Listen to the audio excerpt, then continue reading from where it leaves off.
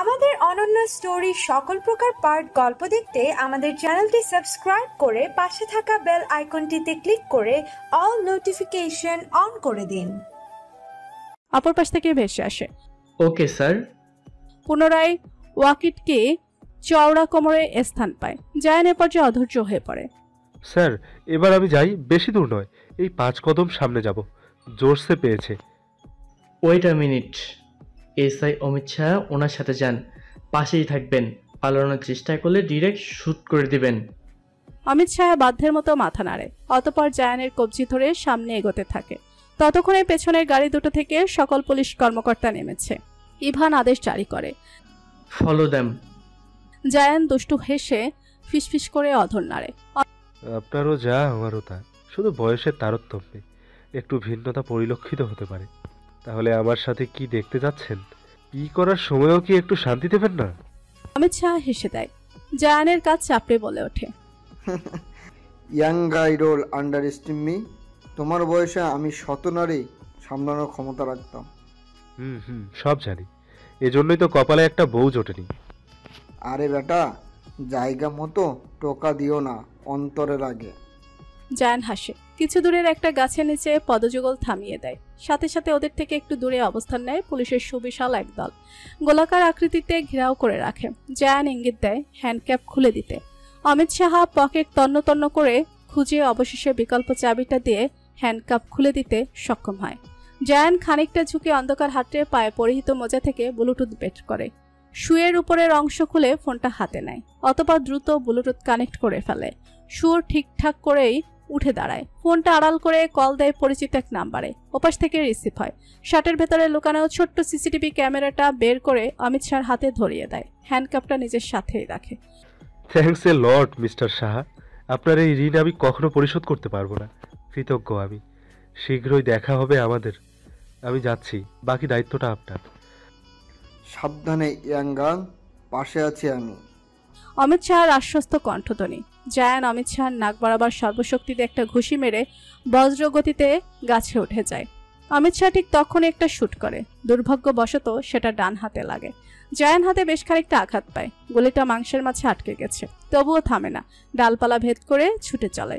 মিছামিছি আর্তনাদ করে ওঠে অমিত শাহ। রক্তাক্ত নাক মুখ নিয়ে মুচকি হাসে। গুলির শব্দের সাথে অমিত শাহর আর্তচিৎকারে চারিদিক থেকে দৌড়ে সবাই ঘটনাস্থলে উপস্থিত হয়। ইভান অমিত শাহকে রক্তাক্ত অবস্থায় দেখতে হতভম্ব হয়ে যায়। ঘটনা চাপুছার বুঝে ফেলে। অমিত শাহ হাতে দিয়ে পশ্চিম দিক দিয়ে দেখে উত্তেজিতভাবে বলতে থাকে, ওইদিকে গেছে, ওইদিকে। Catch him. Holi sheet, damn it, জঙ্গলের চারিদিকে ছড়িয়ে পড়ুন, পালাতে যেন না পারে। ইভান দিক দিশা হারিয়েছে। কপালে আঙ্গুল ঘষে কিছু একটা সমীকরণ মেলাতে ব্যস্ত হয়ে পড়ে। ততক্ষণে আগের দুটো গাড়িও এসে পৌঁছেছে। সব পুলিশ কর্মকর্তা নেমে দাঁড়িয়েছে ইতিমধ্যে। ইভানের হুঙ্কার রাতের আধারে ধূম্রজল মারিয়ে জঙ্গলের চারিপাশে ছড়িয়ে ছিটিয়ে পড়ে সকলে। জায়ান গাছের ডালপালা বেয়ে 8টা গাছ অতিক্রম করে লাফিয়ে মাটিতে নামে। গাছগুলোর শাখা প্রশাখা একে অপরের সাথে লাগোয়া বিধায় সমস্যা হয়নি। ব্রো, শুনতে পাচ্ছেন আমাকে? ব্রো, ডান দিকের রাস্তায় দৌড়াও। শুনেছি ছোটবেলায় রেস কম্পিটিশনে অলওয়েজ ফার্স্ট হতে। সেই শক্তি কাজে লাগাও, ফার্স্ট। তোমার লোকেশন আমি ট্র্যাক করেছি, ডোন্ট বি অ্যাফ্রেইড। জায়ান দিক বেদিক ভুলে দৌড়াতে শুরু করে। হাতের ব্যথা বেমালুম মস্তিষ্কের বাইরে চলে যায়। জীবন হাতে ছুটতে থাকে। পেছন থেকে শোনা যায় আরো কয়েক চরণ যুগলের খসমাস শব্দ। শ্রবণেন্দ্রিয় ঝঙ্কার তোলে ইভানের বন্য পশুদের মতো গর্জন। জান, stop there, otherwise I will be forced to shoot. Bro, ওরা আমার পেছনে। ভয় নেই, বাই মোড় নাও, তারপর সোজা 1 কিলোমিটার দৌড়ালে নদীর ঘাট মিলবে। I am waiting. জায়ান এবার নাক মুখ বন্ধ করে দৌড় লাগায়। জানে একবার ধরা পড়ে গেলেই মুক্তি মিলবে না সহজে। তখন ওই জেলের 4 দেয়ালের মাঝে নিজের বাকিটা জীবন পার করতে হবে। ধুকে ধুকে পচে গলে মরতে হবে। পায়ের গতি বৃদ্ধি পায়। জঙ্গলের চারিধারা ফায়ারিং এর প্রখর শব্দে মুখরিত। ভাগ্যবশত এখনো একটাও জায়ানের শরীরে আঘাত হানেনি। 5 মিনিটে নদীর ঘাটে এসে উপস্থিত হয়। অন্ধকার গলিয়ে বড়সড় একটা আলোর সন্ধান মেলে। সামনে বিশাল একটা ট্রলার দাঁড়িয়ে। জায়ান যেন আসমানের চাঁদ হাতে পায়। দৌড়ে যেয়ে লাফিয়ে ট্রলার ওঠে। ঠিক তখনই ঝড়ের গতিতে পেছন থেকে একটা বুলেট এসে জায়ানের পায়ের গোড়ালিতে লাগে। মুখ থুবড়ে পড়ে। শুট করেছে ইভান। হাঁটুতে হাত দিয়ে হাঁপাচ্ছে। ট্রলারের কেবিন থেকে বেরিয়ে আসে বিশালদেহী একজন যুবক, শরীর পুরোটা কালো কাপড়ে মোড়ানো। আবারও কম্পাউন্ডত হাতে শুট করে ইভান, কিন্তু এবার তা ছুটে যায়। তার আগেই জায়ানকে কাঁধে তুলে কেবিনের ভিতরে নিয়ে গেছে যুবক। ইভেন ততক্ষণে ট্রলারও ছেড়ে দিয়েছে, ছুটে চলেছে তীব্র বেগে। চাইলেও আর কিচ্ছু করা সম্ভব নয়। নদীর ঘাটে ইভান দাঁড়িয়ে, দৃষ্টি দূরে ট্রলারে নিবদ্ধ। কয়েকজন পানিতে লাফও দিয়েছে, তবে খুব একটা সুবিধা করতে পারেনি। একটুর জন্য নিশানা মিস হয়ে গেছে ইভানের। আফসোসের সমাপ্তি নেই। পাশে এসে দাঁড়ায় অমিত সাহা। ব্যথাতুর ধ্বনি তুলে বলতে শুরু করে, আমি দুঃখিত স্যার, আমাকে আঘাত করে পালিয়েছে জানোয়ারটা। আমি অনুতপ্ত। ইটস ওকে, চলুন, আপনার ট্রিটমেন্ট প্রয়োজন, তবে আমার চোখে ধুলো দিয়ে কেউ পার পাবে না। আই প্রমিস, এই শেষ, আমি দেখেই ছাড়বো, সবটা গোড়া থেকে উপড়াবো। ইভানের নির্লিপ্ত জবাব। ওনারা দুজন ফিরে যাওয়ার জন্য উদ্যত হয়। পিছনে তখন আরও দুটো পুলিশ ফোর্সের আগমন ঘটেছে। ইনফর্ম করেছে 25 মিনিট আগে, আর এখন বাল ছিটতে আসছে। ইভান মনে মনে রাগে ফুঁসছে। একটুর জন্য হাত ছাড়া হয়ে গেল। এই গর্দবগুলো একটাও কাজের না। ঘুষ দিয়ে শুধুমাত্র চাকরিতেই ঠকে। শরীর নাড়াতে 12 বছর লেগে যায়। যত সব। আজ এরা একটু তৎপর হলে এত বড় ভুল কখনোই হতো না। জায়ান শয়নরত। যুবক সূক্ষ্ম দৃষ্টিতে জায়ানের গুলিবিদ্ধ হাত পা পর্যবেক্ষণ করে চলেছে। সময় নিয়ে বেশ যত্ন সহকারে জায়ানের হাত ও গোড়ালি থেকে গুলি বের করে ব্যান্ডেজ করে দেয়। জায়ান ব্যথায় যন্ত্রণায় চোখ কেটে রেখেছে। যুবক কোনো কথা বলে না, চুপচাপ বসে থাকে। কয়েক মিনিট পেরোতেই ট্রলারটা একটা ঘাটে এসে থামে। দুজনে নেমে আসে। জায়ান খুঁড়িয়ে হাঁটছে। ঘাটের সামনের দুটো BMW গাড়ি রাখা। যুবক একটা চাবি সহ চাবির রিং জায়ানের দিকে ছুঁড়ে মারে। জায়ান বাম হাতের ক্যাচ ধরে। 15 kilometers to the east. Stay safe. See you soon. And the medicine will reach you in the morning. So don't be worried. Bye. Thanks bro. যুবক কোনো জবাব দেয় না। গাড়িতে উঠে বসে। জানালার গ্লাস নামিয়ে জায়ানকে ইশারায় যেতে বলে। পরক্ষণে গাড়ি স্টার্ট দিয়ে একটানে চোখের সামনে থেকে উধাও হয়ে যায়। জায়ান দ্রুত গাড়িতে উঠে পড়ে। চটজলদি স্টার্ট দিয়ে নিজের গন্তব্যের উদ্দেশ্যে রওনা দেয়। আঘাতপ্রাপ্ত হাত পা নিয়ে দ্রুত গতিতে চালাতে শুরু করে। দিবসের প্রথম প্রহর। সময় সকাল 7টা। পূর্ব দিগন্তে প্রভাকর উঁকি দিচ্ছে। বইছে সকালের নির্মল মৃদু হাওয়া। অটবির ডালে পাখিদের অস্ফুট মৃদুধ্বনি। বিমোহিত পরিবেশ। মেহেরিমা পরীকে নিয়ে ব্যালকনির দোলনায় বসে আছে। তরুর বৃহৎ উপশাখার ফাঁকফোঁক ছেদন করে দিগন্তের রাজার উকিতপুকি দেওয়ার সাধ্য নেই। পরী নিজের নিষ্পাপ কুটি কুটি চোখ দুটো দিয়ে বসুন্ধরার সৌন্দর্য অবলোকন করতে বিভোর। মেহেরিমা নিজের জগৎ সংসারের গল্প নিয়ে মেতে উঠেছে ছোট্ট পরীর সাথে। পরীকে এত বুঝতে কে জানে। মাম্মার কথায় হেসে কুটি কুটি হচ্ছে। মেহেরিমার মুখেও তৃপ্তির হাসি। মা মেয়ের খুনসুটির মাঝে কর্ণকোহারে পৌঁছায় হৃদিতের উৎসুক গলার স্বর। আমায় রেখে তোরা কি নিয়ে এত হাসছিস রে? মেহেরিমা দৃষ্টি ঘুরিয়ে হৃদিতের দিকে তাকায়। ব্যালকনির দরজায় দাঁড়িয়ে, গা এখনো জগিংয়ের পোশাক। মেয়েটা মুস্কি হাসে। পর মুহূর্তে কিছু একটা ভেবে প্রশ্ন ছড়ে। তীক্ষ্ণ তেজা গলার আওয়াজ। আপনি গতকাল রাতে বাসায় ফিরেছেন কখন? 12টা নাগাদ। ও আচ্ছা, গতকাল রাতে অতিরিক্ত মাথার যন্ত্রণার দরুন মেডিসিন নিয়ে আমি তাড়াতাড়ি ঘুমিয়ে পড়েছিলাম, তাই বুঝতে পারিনি আপনি কখন এসেছেন। পৃথু ছিল পাশে। গুড, আমার লক্ষ্মী বউ। হৃদিত পাশে এসে দাঁড়ায়। মেহেরিমার কপালে আলতো করে অধর ছুঁয়ে দেয়। পরপরই ওষ্ঠ জোড়ায়। হৃদিতের আদুরে ভালোবাসার স্পর্শে মেহেরিমা খুশিতে গদগদ। কারণে অকারণে মুস্কি হাসতে থাকে। হৃদিতের মাইন্ড ভালো আছে বুঝতেই এনিয়ে বিনিয়ে বলার চেষ্টা করে। আপনি বোধহয় কিছু ভুলে যাচ্ছেন। হৃদিতের ভুরুযুগল নিজস্ব শক্তিতে সংকুচিত হয়। নয়নজোড়া ছোট ছোট করে দৃষ্টিপাত করে। ডান ভুরু উঁচিয়ে শুধায়। কি ভুলে যাচ্ছি রে অ্যানাবেলা? ওই যে অলিভিয়ার বিষয়টা। হৃদিত ঠোঁট কামড়ে হাসে। মেহেরিমার এদিক ওদিক হাতড়ে বলা কথাগুলো বুঝতে পারে। অধরে হাসির রেশ ধরে রেখেই বলে, আজ রাতে নিয়ে যাব। মাহিরা বেবি ঘুমোবে, ওকে খাইয়ে ঘুম পাড়িয়ে দে যা। মেহেরিমা বেজার মুখে উঠে দাঁড়ায়। রুমের উদ্দেশ্যে পা বাড়ায়। আপন মনে নিজের মতো বকবক করতে থাকে। পারে খালি আদেশ করতে, নিজে এসে একটু ঘুমিয়ে দিয়ে দেখুন কেমন লাগে। কি সুন্দর বসেছিলাম মা মেয়ে, তাও ওনার সহ্য হলো না। জীবনে আর বাচ্চা নিতাম না ভাই, বহুত প্যারা। এই একটাই মানুষ করে বড় করা আমার জন্য বিগ চ্যালেঞ্জ। আরে বলিস কি, আমার তো একটা ফুটবল টিমের শখ। আমায় মেরে আরেকটা বিয়ে করে নিজের শখ পূরণ করেন ভাই। আসলে এই তোর ভাই কে? হৃদিত ধমকে ওঠে। মেহেরিমা থতমত খেয়ে বসে। আলাভুলা হাসে।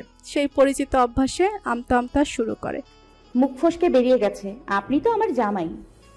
হেড টু ড্রেসিং জামাই। আজকের পর আর বেরোবে না। শাওয়ার নেওয়ার জন্য রেডি হ, আমি ফ্রেশ হয়ে আসছি। হৃদিত ওয়াশরুমে ঢুকে পড়ে। মেহরিমা বিড়বিড় করে মুখ ভাঙায়। থাওয়াল নেওয়াল জন্য রেডি হ, আমি ফ্রেট হয়ে আসতি। বেটা শয়তানের নানা পারে তো খালি ওই থ্রেড দিতে। 80-85 কেজির দামড়া ছেলে, আর এই যে আরেকজন বাবা ভক্ত মহারানী, দুজনকে সামলাতে যে আমার জীবন তেজপাতা। ওয়াশরুম থেকে বেশি আসে হৃদিতের দুষ্টমি যোগিত স্বর। 78 কেজি, এতদিন এটাও জানলি না লিটল কিটি? নো প্রবলেম, আজ জেনে যাবি। মেহরিমা উদাস চিত্তে বিছানায় বসে আছে। পাশেই পড়ি গভীর তন্দ্রাচ্ছন্ন। মনটা হঠাৎ করেই তিক্ত অনুভূতিতে ছেয়েছে। আহামরি কোনো কারণের কবলে পড়ে এমনটা হয়েছে বিষয়টা এমন নয়। কিছুক্ষণ আগে ফোন গ্যালারি স্ক্রল করতে চেয়ে মাধবীর একখানা হাস্যজ্জ্বল ছবি চোখের সম্মুখে আসতে ফিরে গেছিল বছর কয়েক আগে। দীর্ঘ সময় ধরে বেশ স্মৃতিচরণ করলো। আশ্চর্য, স্মৃতিহাত্রে এক বুক অস্থিরতা, বিষণ্ণতা ছাড়া আর কিছুই মিলল না। মন মস্তিষ্কের উদাসীন্যের বেড়াজাল থেকে মুক্তি পেতে কিছুক্ষণ ব্যালকনিতে হাঁটলো। না, প্রশান্তির পটুকুও দেখা ছিল না। অবশেষে পা বাড়ালো নিচের দিকে। সোফায় বসা ছিল স্বয়ং আয়রা চৌধুরী এবং আব্রাহাম তালুকদার। মেহেরিমাকে দেখতে কেমন যেন তেতে উঠলেন তারা। মুখনিসৃত কিছু অকথ্য ভাষায় মেহেরিমাকে হেয় প্রতিপন্ন করে তবেই ক্ষান্ত হলেন। মন মেজাজ ভালো না থাকায় আজ এক বিন্দু পরিমাণ টু শব্দ টু করল না মেহেরিমা।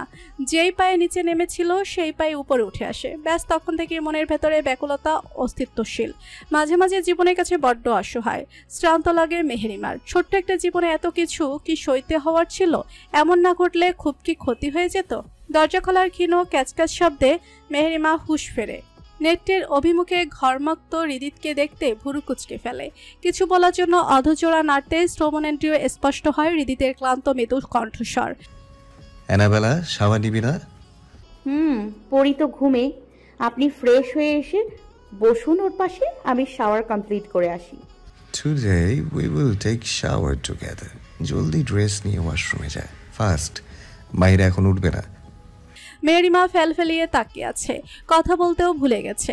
হতভম্বে সপ্তম পর্যায়ে পৌঁছানো দারুণ, চোখগুলো খসে পড়ার উপক্রম। অষ্টজোড়ার মাঝে বড় সড়ো ফাঁকা বিদ্যমান। হৃদিতের হাতে ব্যাগ জাতীয় কিছু একটা। কথা না বাড়িয়ে সেটা নিয়ে দ্রুত পায়ে ওয়াশরুমে ঢুকে পড়ে। মিনিট পেরোতেই শূন্য হাতে বেরিয়ে আসে। উৎকণ্ঠিত হস্ত যুগ্ন শার্টের বাটনে চলমান, সেভাবেই সামনে এগোয়। মেহেরিমার মুখোমুখি দাঁড়ায়। শার্টটা ততক্ষণে বিছানায় ঠাঁই পেয়েছে। মেহেরিমা চোখে চোখ রেখে খানিকটা ঝুঁকে নাকে আলতো হাতে টোকা দেয়। মেয়েটার শরীরে ঈষৎ কাঁপন সৃষ্টি হয়। হৃদিত সেভাবেই ফিসফিসায়। কি হলো, যাবি না? আদর নিবি না অ্যানাবেলা? ট্রাস্ট মি জান, today I will B gentle. Meherima মূর্তি বনে গেছে, কোনো নড়চড় নেই। মানুষ নাকি অতিরিক্ত শখ পেলে কথা বলতেও ভুলে যায়। আজ মেহেরিমা তার ঊর্ধ্বে নয়। হৃদিত ধৃষ্টতার সহিত সম্পূর্ণ মেহেরিমাকে একবার অবলোকন করে। বুঝতে পারে অপরপক্ষ থেকে আপাতত কোনো রেসপন্স পাবে না। যা করার নিজেকেই করতে হবে। সময় ব্যয় না করে মেহেরিমাকে কোলে উঠিয়ে নেয়। অকস্মাৎ এহেন কাজে মেহেরিমা আটকে ওঠে। হৃদিতের গলা খামচে ধরে। হৃদিতের অধরে ফুটে ওঠে সে সুপরিচিত বাঁকা হাসি। মেহেরিমাকে যত্ন করে বাথটাবে বসিয়ে দেয়। পানি ছেড়ে দিতে এই মুহূর্তের মাঝে মেহেরিমার শরীরে একাংশ ভিজে চুপচুপে হয়ে যায়। লজ্জায় আড়ষ্ট হয়ে পড়ে মেয়েটা। লালচে বদনখানা নামিয়ে নেয়। পাশেই বেসিনের উপরে রাখা একটা পার্পল কালারের ফিতা নিয়ে মেহেরিমার আখি জোড়া যত্নের সহিত বেঁধে দেয় হৃদিত। ললাটে গাঢ় অধর ছোঁয়ায়। মেহেরিমা তখনও নিশ্চুপ, কেবল আবেশে চোখ জোড়া বন্ধ করে নেয়। হৃদিত মেহেরিমার নরম তুলতুলে হাত দুটো উঠিয়ে নিজের উন্মুক্ত বুকে রাখে। মেহেরিমার শক্তি হীনমিহি কায়া থরথরিয়ে কেঁপে ওঠে তৎক্ষণাৎ। শোনা যায় হাসকি ভয়েছে অস্পষ্ট ধীর আওয়াজ। কিছু অনুভব করতে পারছি জান? তোকে তীব্র থেকে তীব্রতর ভাবে কাছে পাওয়া, নিজের মাঝে তোর আপন সত্তা খোঁজার তাগিদে প্রতিটা স্পন্দন আবার হৃদয়ে কম্পন ধরিয়েছে। ডেস্টিনি বিলিভ করে না ছেলেটা, আজ তোকে কাছে পাওয়ায় সুন্দর একটা ভবিষ্যতের স্বপ্ন দেখে। ভালোবাসায় এত মনোহর কেন তুই সেটা জানিস? কারণ আমি আমার অ্যানাবেলাকে পেয়েছি। মেহেরিমার শিরা উপশিরায় অদ্ভুত শিহরণ খেলে যায়। শরীর অসাড় হয়ে আসে। এ কেমন অনুভূতি? এই 1 বছরে কখনো তো এমন কোনো অনুভূতির কবলে পড়েছে বলে মনে সায় দেয় না। এ পর্যায়ে মেহেরিমা মেয়ে যাওয়া গলায় আওড়ায়। এমন পাগলামি কেন করছেন বলুন তো? খুব ভয় পাচ্ছি আমি। হৃদিত আরও ঘনিষ্ঠ হয়। মাথা নামিয়ে মুখটা খানিকটা এগিয়ে অধর চুই চুই করে দাঁড়ায়। হৃদিতের উষ্ণ শ্বাস প্রশ্বাস মেহেরিমার মুখে আবর্তিত। মেহেরিমার হৃৎপিণ্ডটা দ্রিম দ্রিম শব্দ তুলে লাফাচ্ছে। ঠোঁটজোড়ায় তীর কাঁপন স্পষ্ট। শ্বাসরোধ হয়ে আসে। কেমন দমবন্ধকর পরিবেশ। আমাকে ভয় পাচ্ছিস তুই? I like it. পরমুহূর্তে আগ্রাসীভাবে অধৈর্যরার মিলন ঘটে। মেহেরিমার ছোট্ট দেহটা বাধা পড়ে হৃদিতের শক্তপোক্ত চওড়া বুকের মাঝে। ছাড়া পেতে হাঁসফাঁস করে ওঠে। সুবিশাল দেহের মাঝে মেয়েটার শরীরখানা একটুখানি দেখায়। নিজের হাতে সঁপে দেওয়াই বিধ্বংসী ভালোবাসা থেকে চাইলেই কি এত সহজে মুক্তি মিলবে? একদমই না। অধৈর্যরার বিচ্ছেদ ঘটতে নিজের গায়ে তরল কিছু অনুভব করে মেহেরিমা। ঘ্রাণেন্দ্রিয় ভেসে আসে কেমন তাজা বিভৎস গন্ধ। গা গুলিয়ে ওঠে।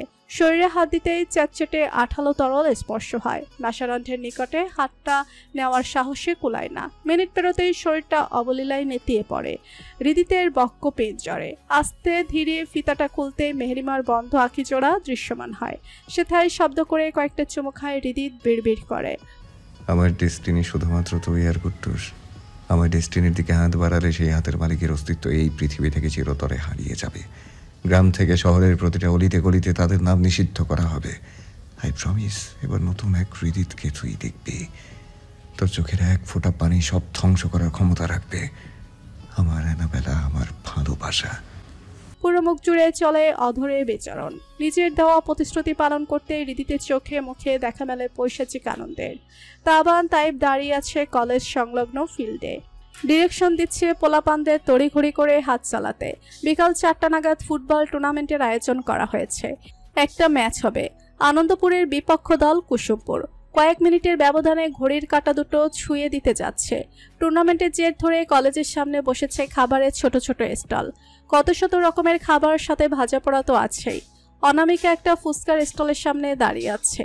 1 প্লেট ফুচকা অর্ডার দিয়ে অপেক্ষায় সময় পার করছে। মায়াকেও সঙ্গ দিতে বলেছিল, কিন্তু শান্ত সাথে না থাকায় মায়া নাকচ করে দিয়েছে। এত লোকজনের মধ্যে এমনিতেও ওর খাওয়া হবে না। অগত্যা অনামিকাকে একাই আসতে হয়েছে। মন একবারও কোনো কিছুর ইচ্ছা প্রকাশ করলে সেটা পূরণ না করা পর্যন্ত মেয়েটা একদণ্ড শান্তি পায় না। সহসা কর্ণগোচর হয় অতি পরিচিত গলার স্বর। ঘাড় ঘুরিয়ে পাশে তাকাতেই তাবানের সুদর্শন মুখখানার দেখা মেলে। ঠোঁটে সবসময়ের ন্যায় মুস্কি হাসি। কেমন আছেন শ্যামবতী? আমাকে দেখে কেমন মনে হচ্ছে? অনামিকা পাল্টা প্রশ্ন ছড়ে। তাবান অধর চেপে হাসে। ভালোই আছেন মনে হচ্ছে। তাহলে আবার জিজ্ঞান কেন? আরে বাবা, জিজ্ঞাসাও করা যাবে না? ভাবসাব তো ভালো ঠেকছে না আপনার। এভাবে মুচকি মুচকি হাসছেন কেন? কি বলতে এসেছেন ঝটপট বলে বিদায় হন। অনামিকার কথায় তাবানের ঠোঁটের হাসি প্রসারিত হয়। এই প্রশ্নের উত্তর তাবানের কাছে নেই। সত্যিতে এভাবে হাসছে কেন, আর এখানেই বা কেন এসেছে? মস্তিষ্ক হাটরে কিছুই মেলে না। এ তো মহাজালা। ধরা পড়ে যাবে না বিধায় কোনো রকমে বলার চেষ্টা করে। অনেকদিন আপনার সাথে দেখা সাক্ষাৎ নেই, তাই আর কি। কোথায় থাকেন আপনি? কলেজেও তো দেখি না। আমাদের রোজ নিয়ম করে দেখা করতে হবে কেন? তাবান কিছু বলতে নিলেই হাঁক পারে তাইফ। কণ্ঠনালী ভেদ করে বেরিয়ে আসার শব্দগুলো পূর্ণতা পায় না। সন্তর্পণে তা গিলে নেয়। না চাইতেও তাবানকে প্রস্থান করতে হয়। ভেবেছিল শ্যামবতীর সাথে একটু কথা বলবে, তার হলো কোথায়। প্রতিদিন দেখা হলে ব্যাপারটা মন্দ হয় না শ্যামবতী। তাছাড়া এভরিডে কলেজ করলে লাভ বই ক্ষতি নেই, সব দিক থেকেই লাভ। ভেবে দেখতে পারেন। তাবান চলে যায়। অনামিকার আননে খুশি ঝিলিক ছড়িয়ে পড়ে। চিকচিক করে ওঠে মনিজোড়া মৃদু হাসে। পাগল একটা। আমিও দেখব কতদিন এভাবে মনের কথা লুকিয়ে রাখতে পারি। বেটা 1 সপ্তাহের মধ্যে মুখে না বললে জায়গা মতো দেবো একটা। বেটার সাহস নেই বুকে। সুবিশাল নিম্ন বিস্তারী নিবিড় অরণ্যের মাঝে দিয়ে ছুটে চলেছে হৃদিতের ব্ল্যাক BMW গাড়িটা। চারিদিকে শশা শব্দ তুলে গাছগুলো পিছু ছুটছে। এই বুঝি আডার ঠেলে বেরিয়ে এসে গিলে নিল। এক একটা যেন রাক্ষসী দানব। মেহেরিমা জানালার সাথে লেপ্টে বসে আছে, ভয়ে জড়সড় হয়ে। সকালের বিষয়টা হৃদিত প্রাঙ্ক হিসেবে চালিয়ে দিয়েছে। মেহেরিমার মনের মাঝে খচখচানি রয়ে গেল, বিষয়টা নিয়ে অতটা মাথা ঘামায়নি। মূলত ওটোটা ইম্পর্টেন্ট দিতে চায় না। সামনে বৃহৎ কর্ম সম্পাদন করতে হবে। মাইন্ড আপাতত অন্যদিকে ডাইভার্ট করা যাবে না। মন স্থির রাখতে হবে। 20 মিনিট পেরোতেই সেই তথাকথিত রেস্ট হাউসের সামনে সে গাড়ি থামে। মেহেরিমাকে গাড়ি থেকে নামাতে দেয় না হৃদিত। ইশারায় বসে থামতে বলে। মেহেরিমাও লক্ষ্মীটির মতো চুপচাপ বসে থাকে। হৃদিত বেরিয়ে এসে মেহেরিমাকে কোলে উঠিয়ে নেয়। সুইচ টিপে গাড়ি দরজা লক করে সামনে অগ্রসর হয়। জায়গাটা কেমন যেন গা ছমছমে। তোর বরের এইসব জায়গায় পছন্দ রে সানশাইন, কিচ্ছু করার নেই। আপনি কে সত্যি করে বলুন তো? হৃদিতের পদযুগল থেমে যায়, থমকায় চমকায়, কপালে গুটি কয়েক ভাঁজের সৃষ্টি হয়। সরি। আপনি কি সত্যি মানুষ? আমার তো মনে হয় আপনি কোনো জিন। কেমন সব পরিত্যক্ত নির্জন পরিবেশ আপনার পছন্দ? হৃদিত ক্ষীণ হাসে, কোনো প্রত্যুত্তর করে না। পুনরায় জোরসে কদম ফেলে দোতলায় উঠে যায়।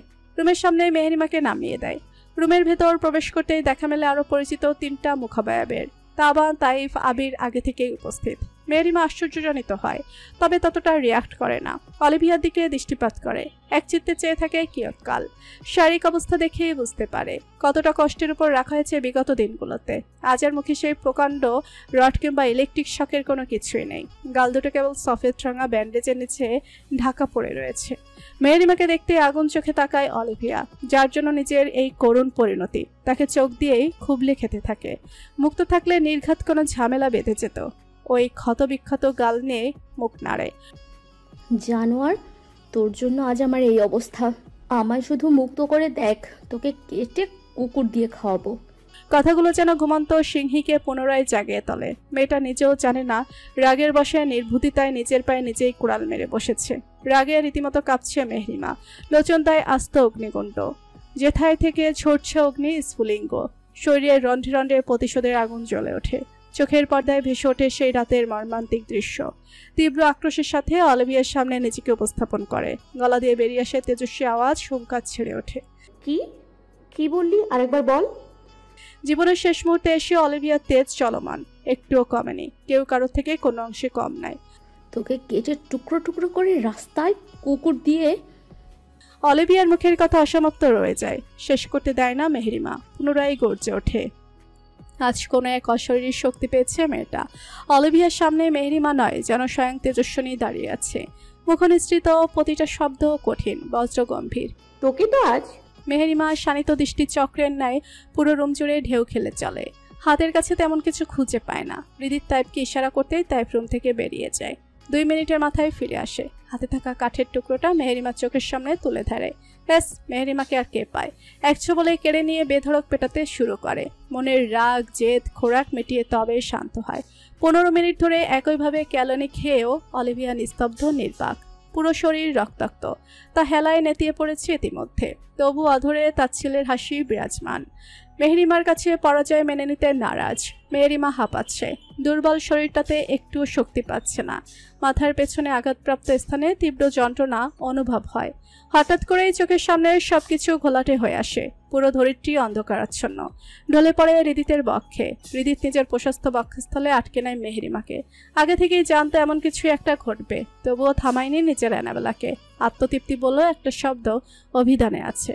সবাই এতক্ষণ ধরে কেবলমাত্র নীরব দর্শক। হৃদিত তাইফের দিকে তাকাতেই তাইফ রুমের এক কোণে থাকা পেট্রোলের ঢপটা নিয়ে এসে ছিপি খুলে অলিভিয়ার চারিপাশে ছড়িয়ে দিতে থাকে। আবিরের হৃৎপিণ্ডটা ছলাৎ ছলাৎ করছে। বুকের মাঝে ক্রমশ তার নিজস্ব গতিবেগ বাড়িয়ে দিচ্ছে। পাজোড়া বারবার ভেঙে আসছে। দাঁড়ানোর ক্ষমতা পাচ্ছে না। সহসা নিজের সবটুকু শক্তি খুইয়ে বসেছে। তাইফের কাজ শেষ হতেই হৃদিত তর্জনী আঙ্গুল উঁচু করে সবাইকে ঘর থেকে বেরিয়ে যেতে ইঙ্গিত দেয়। অবচেতন মেহরিমাও তখনও হৃদিতের বুকে কেন যেন আজ কথা বলতে ইচ্ছে করছে না। এই প্রথম কাউকে মারতে মস্তিষ্কে এলোমেলো ঠেকছে, মন সম্মতি দিচ্ছে না। এর একমাত্র শুধুমাত্র একটাই কারণ, ভাই সুলভ বন্ধু, আর কিছুই না। সবাই বেরিয়ে যেতেই আলগোছে পকেট হাতে লাইটার বের করে হৃদিত। এতক্ষণে অলিভিয়ার অসমস্ত মস্তিষ্কের প্রতিটা নিউরন উপলব্ধি করতে পারে ওর সাথে কি ঘটতে চলেছে। মেয়েটার আত্মচিৎকারে মুখরিত হয়ে ওঠে চারিপাশ। মুখের ব্যান্ডেজ ভিজে চুয়ে চুয়ে রক্ত পড়তে থাকে। হৃদিত লাইটার জ্বালিয়ে কিছুক্ষণ সেদিকে একদৃষ্টে তাকিয়ে পরক্ষণেই ছুঁড়ে মারে। দাউ দাউ করে জ্বলে ওঠে ঘরের একাংশ। অগ্নির মধ্যখানে Olivia. Hridit, I love you, please don't do that. Hridit, please don't. Hridit. অলিভিয়ার হৃদয় বিদারক আর্তনাদে ভারী হয়ে ওঠে আকাশ বাতাস, কেঁপে ওঠে ভূমি। ঘরটা অত্যল্প কম্পিত হয়। পাশের অটবের ডালে বাসা বাঁধা বিহকগুলো নিজেদের সুর হারিয়ে বসে। দূরের জঙ্গল থেকে ভাসমান হয় একদল কুকুরের ক্রন্দন মিশ্রিত চিৎকার। আবিরের রক্ষীকটর ভেদ করে বেরিয়ে আসে কয়েক ফোঁটা বিষাদময় পানি। চোখের মনি জোড়ায় বিশদ হয় অলিভিয়ার অগ্নিদগ্ধ প্রতিবিম্ব। অক্ষির সম্মুখবর্তী নিজের সবটা নিঃশেষ হয়ে যেতে দেখে। নিজের মন গহীনে ভালোবাসায় সাজানো দুনিয়াটা এক নিমেষেই পুড়িয়ে ছারখার হয়ে যায়। কেউ লক্ষ্য করার আগে সন্তর্পণে চক্ষুজোড়া মুছে নেয়। এ যাতনা যে দেখানোর নয়, সবটুকু প্রকাশহীন। হৃদিত মেহরিমাকে কোলে উঠিয়ে বাইরে বেরিয়ে আসে। তাবান দরজাটা আটকিয়ে দেয়। মিনিট 10 পর অলিভিয়ার আর্তনাদ থেমে যায়। পরিবেশ আগের ন্যায় নিশ্চুপ, থমথমে। কিছুক্ষণ আগে তেজভর্তি দেহটা এখন কেবলমাত্র এক মুঠো বন্যির ছাই। ওই দগ্ধ ছায়ের মাঝে স্তব্ধ হয়ে যায় কোনো এক যুবকের স্বপ্নের মতো জীবন। হৃদিত যেতে চেয়েও থামে। আবিরের দিকে পূর্ণ দৃষ্টি মেলে তাকায়। মুখমণ্ডলে বেদনার ছাপ স্পষ্ট। কোথাও থেকে ভেসে আসছে অপূর্ণতার গন্ধ। ক্ষণে ক্ষণে বয়ে চলেছে নিজেকে হারিয়ে ফেলার ভারী বিষাক্ত বাতাস। আবিরের নিষ্প্রাণ দৃষ্টি হৃদিতের মুখে স্থির। হৃদিত খেয়াল করে কিছু বলতে চেয়ে গলা ক্রমাগত রোধ হয়ে আসছে। শব্দ বের হচ্ছে না, সময় নেয়। অবশেষে সক্ষম হয়। গলার স্বরে নিজের সবটুকু অসহায়ত্ব বিদ্যমান। বিশ্বাস কর আবির, আমার অ্যানাবেলা মাহিরার দিকে হাত না বাড়ালে আমি ওকে আরেকটা সুযোগ দিতাম। তোর জন্য হলেও একটা বার দিতাম। ওকে আমি দীর্ঘদিন ধরে শত শত সুযোগ দিয়ে এসেছি, কিন্তু ও প্রতিবারই সেগুলোর অপব্যবহার করে এসেছে। আমি অপারগ ছিলাম ভাই। আমি আমার ছোট্ট পরিবার নিয়ে আর কোনো রিস্ক নিতে চাই না। আল্লাহ ব্যতীত কখনো কারোর কাছে মাথা নত না করা আমি আজ তোর কাছে ক্ষমা চাচ্ছি। পারলে ক্ষমা করিস আমাকে। হৃদিতের মুখ নির্গত প্রতিটা শব্দ যেন অঘোষিত বজ্রপাতের ন্যায়। উপস্থিত 3 জনের নিকট এটা সম্পূর্ণ অপ্রত্যাশিত ছিল। হতবাক হয়ে যায় সকলে। তাবান তাইব ভাইয়ের নতুন এক রূপের সাথে পরিচিত হয়। ওদের ভাই নির্মম নয়। হৃদয়ে নির্দয়তার আড়ালে ওদের ভাইয়েরও একটা সুন্দর অপরিস্ফুট মন আছে। ওদের ভাইও সবাইকে ভালোবাসতে জানে। অন্যের কষ্ট ওদের ভাইয়েরও বুক ব্যথা হয়। তাবান তাইফের চোখে অশ্রুরা হানা দেয়। ছলছল করে ওঠে নয়ন যুগল। আবির হাসে। হাসিতে প্রাণ নেই, জোরপূর্বক হাসি আর কি। চোখে মুখে মলিনতা উপচে পড়ছে। কণ্ঠস্বর ভঙ্গুর, কণ্ঠনলী চিরে বেরিয়ে আসে কম্পিত শব্দগুচ্ছ। আরে দোস্ত, ক্ষমা চাস কেন? তোর জায়গায় আমি হলে এটাই করতাম। তুই একদম ঠিক কাজ করছস। একজনের ভুল আর কতবার ক্ষমা করবি? ভুল তো করেছি আমি। নিষ্ঠুর একজন মানুষকে ভালোবেসেছি। মন কি আর মানুষের কথা শোনে? ভালোবাসা কি আর জাত পাত ভালো মন্দ দেখে হয়? আমি নিজের ভাগ্য মেনে নিয়েছি। জানিস দোস্ত, কিছু ভুল একদমই ভুল নয়। আমৃত্যু অশ্রুপাত আর আমৃত্যু দীর্ঘশ্বাস। কিছু জিনিস পেতে নেই, হাসি মুখে বিদায় দিতে হয়। দৃঢ় অবিনিবেশের সহিত সবটা শোনে সবাই। ব্যতীত হয় মাংসপিণ্ডের তৈরি হৃদয়খানা। তাইফের মুখবিবর ভেদ করে উচ্চারণ হয় কিছু বিষাদযুক্ত অস্ফুট বচন। আর ভুল মানুষকে ভালোবাসা মানেই আমৃত্যু, বিনা অপরাধে কারাদণ্ড। রাতের খাবার পর্ব চলমান। টিনের ঘরের পূর্ব দিকের কক্ষে খাবার আয়োজন করা হয়েছে। বাড়ির পুরুষেরা আগেভাগে নিজেদের খাওয়া সেরেছে। পুরুষেরা না খেলে বাড়ির বউয়েরা পেটে এক বিন্দু পরিমাণ খাবারের দলাও দিতে পারবে না। পূর্বপুরুষ থেকে এই নিয়ম দীর্ঘদিন যাবৎ চলমান। বাড়ির বউগুলো অবলীলায় সবটা মেনে নিয়েছে। না মেনে উপায় আছে? মেলে ঘাসের তৈরি মাদুরের উপর বসে আছেন রেহেনা বেগম। ডান হাতটা রাজকীয় ভঙ্গিতে কটিদের মতো নেড়ে চলেছেন খাবারের প্লেটে। ওনার খাওয়া শেষ হলেই বাড়ির 2 বউ ইরানি আর মায়া খেতে পারবে। ইরানিকে অবশ্য নিজের সাথে খেতে নিষেধ ছিলেন। ইরানি খাবার ইচ্ছা পোষণ করেনি। বোন সমতুল্য ছোট যা ফেলে সে খাবে না। কিন্তু মায়া, মেয়েটার বিষয়ে আহামরি এক চিলতে পরিমাণ ভ্রুক্ষেপ নেই রেহেনা বেগমের। একটা আপদ বই কিছু না ওনার কাছে। অদূরেই 2টো প্লাস্টিকের উপর ঠাঁই মেলেছে 2 বইয়ের।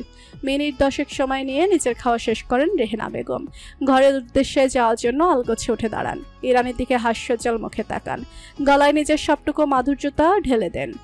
বড় বৌমা, 2খান পিস আছে মাছের, 1খান মাথা আর 1খান লেজা। তুমি মাথাটা খাইও, তোমার শরীরটা বালা না।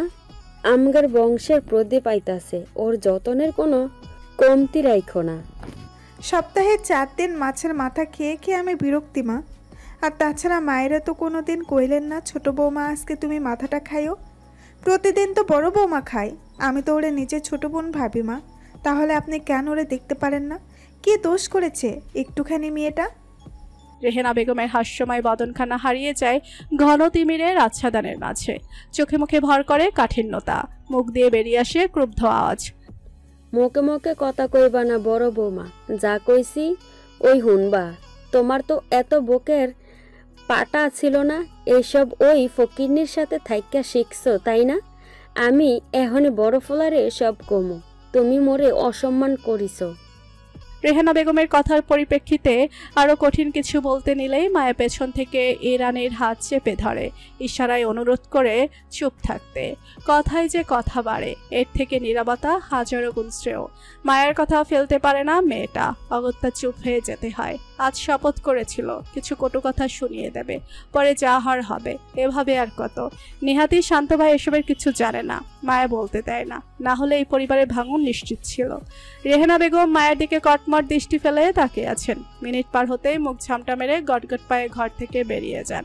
মায়ের বুক কাঁপিয়ে বেরিয়ে আসে কাতর দীর্ঘশ্বাস। যেথায় মিশে আছে ভালো না থাকার এক বুক আর্তনাদ। আজকাল সুখ যেন জীবন থেকে ধরা ছোঁয়ার বাইরে চলে গেছে। ইরানের বুকটা হুহু করে কেঁদে ওঠে। এত অন্যায় আর দু চোখে দেখা যায় না।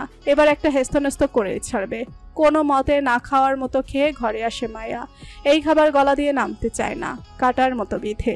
শীর্ণ দেহখানা আরো রোগা দেখায় এখন, ফর্সা বদন ফ্যাকাশে, যেন রক্তশূন্যতায় দীর্ঘদিন যাবৎ ভুগছে।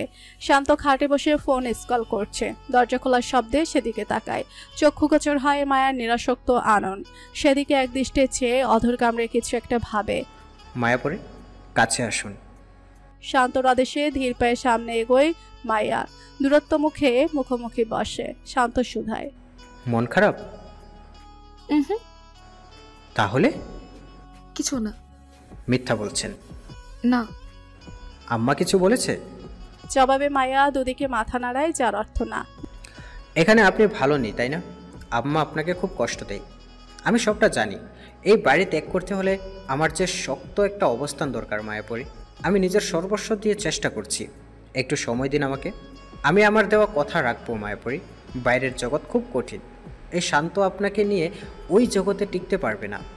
আমার নিজেকে নিয়ে একটুও ভয় নেই মায়াপরি। আমার জীবনের সবটুকু ভয় আপনাকে ঘিরে। মায়া চুপ থাকে, কোনো প্রত্যুত্তর করে না। কিয়ৎকাল পেরোতেই ফুফি ওঠে। অকস্মাৎ মায়ার কান্নায় ভরকে যায় শান্ত। পরক্ষণেই দিকদিশা হারিয়ে বসে। তড়িৎ গতিতে এগিয়ে এসে নিজেদের মাঝের সবটুকু ব্যবধান ঘুচিয়ে প্রথমবারের মতো শক্ত করে বুকের মধ্যিখানে জড়িয়ে নেয় নিজের মায়াপরীকে। মায়ার কি হয় কে জানে, একটা পাকাপোক্ত ভরসাস্থল পেতেই কান্নার বেগ বাড়ে। সেথায় নিজের সবটুকু অসত্য বিষণ্ণতা ঢেলে দেয়। স্নেহের সহিত মাথায় হাত বুলিয়ে দেয় শান্ত। আপনি এত বোকা কেন মায়াপরি? এত সরল যে হতে নেই। এই স্বার্থপরায়ণ মানুষগুলো আপনাকে যাতা করে পিষ্টে করে মারবে। শান্ত থামে পর মুহূর্তে, বিড়বিড়িয়ে উচ্চারণ করে, আজ তো অনেক রাত হয়ে গেছে। আগামীকাল এর একটা দফারফা করে তবেই ছাড়বো আমি। আপনি কি খেলনা নাকি? আমার অর্ধাঙ্গিনী আপনি। সেই মর্যাদা নিয়েই নিয়ে এসেছি এই বাড়িতে। আপনাকে কষ্ট দেওয়ার স্পর্ধা দেখায় কীভাবে? প্রয়োজন পড়লে 1 মাস পরের সংঘটিত কাজ আগামীকালই ঘটবে। তবুও আপনাকে এই কষ্টের বেড়াজাল থেকে মুক্তি দেব আমি। কাঁদে না মায়াপরি, কষ্ট হয়তো আমার।